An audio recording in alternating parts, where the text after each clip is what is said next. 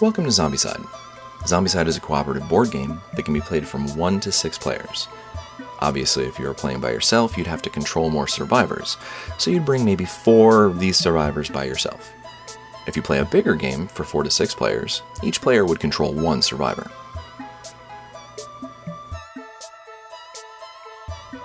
Let's talk about zombies. After all, this is Zombicide. First off, we have the walkers. Walkers are the run-of-the-mill zombie.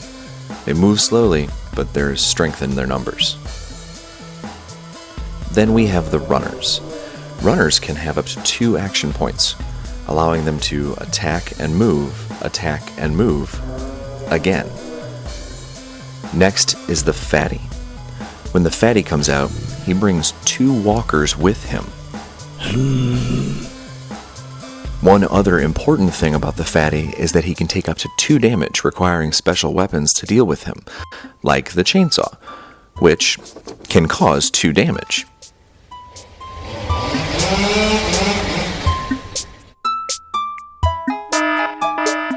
Last but not least, the abomination. And when he comes out, the game is coming rapidly to a close. Each survivor comes with a character card. Here we have Josh. Josh starts off with the special ability, Slippery, which means he can go in and out of areas containing zombies without spending an action point. As he progresses by killing more zombies, he will move from the blue zone to the yellow zone, onto the orange zone, and eventually to the red zone. Each time he does this, he gains extra abilities. Like when he progresses to the yellow zone, he gets +1 action point to do things with. Once he progresses to the orange zone, you decide whether he gains +1 dice on melee, or a reroll once per turn, and so on. Next up is Wanda, the roller skating waitress. Because she starts with the roller skates, she gets 2 moves per move action, making her extra fast.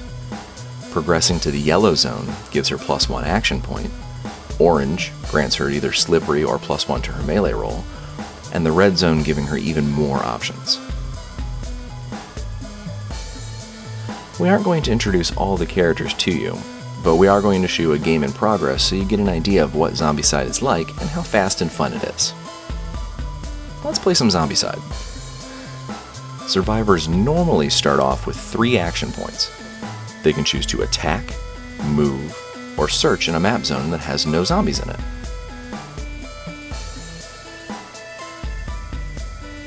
Josh decides to move up 1 and take a shot at the 2 zombies.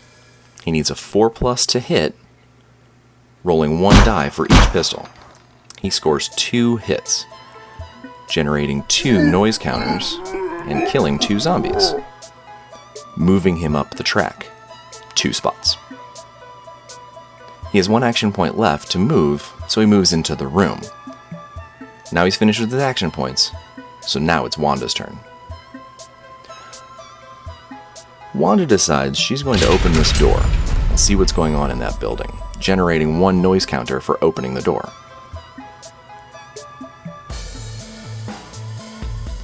As Wanda opens the door, we populate the building's rooms by flipping cards. The first room would have been 0 zombies, but since Josh progressed into the yellow zone, she will instead find 4 zombies in the first room. Now we flip a card for the second room. Again, it would have been 1 zombie, but Josh being in the yellow zone brings 2 zombies to the second room.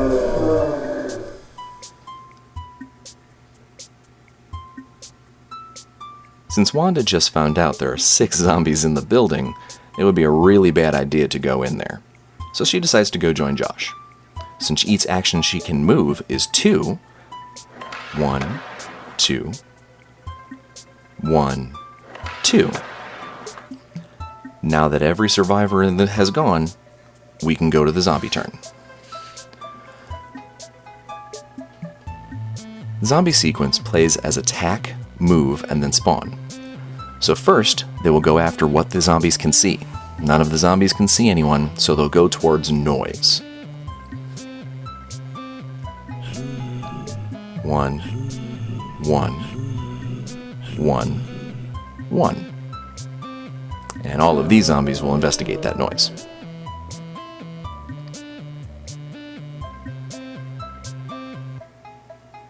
And now we get to spawn zombies at each spawning point. Because we have someone in the yellow zone, all fatties gain 1 extra turn. There are no fatties on the board, so we're all set.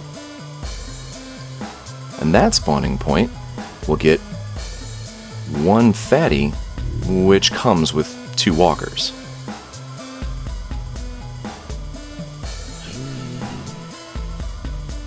That actually concludes the zombie turn. So as you can see, Wanda's found herself in a tight spot right now. But since there are new zombies in her immediate zone, and zombies attack before they move, she is doing well for now. Assuming she gets inside of the building, Josh comes to help her, or Josh gets the objective, she might be okay.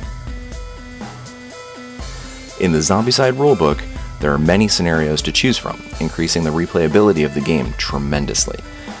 The choice you and your friends make will also completely change the outcome of each game.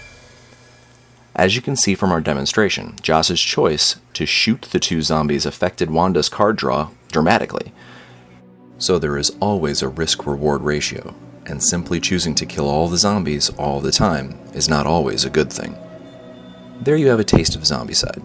If you have any questions or comments, please post below, and we'd be happy to address them.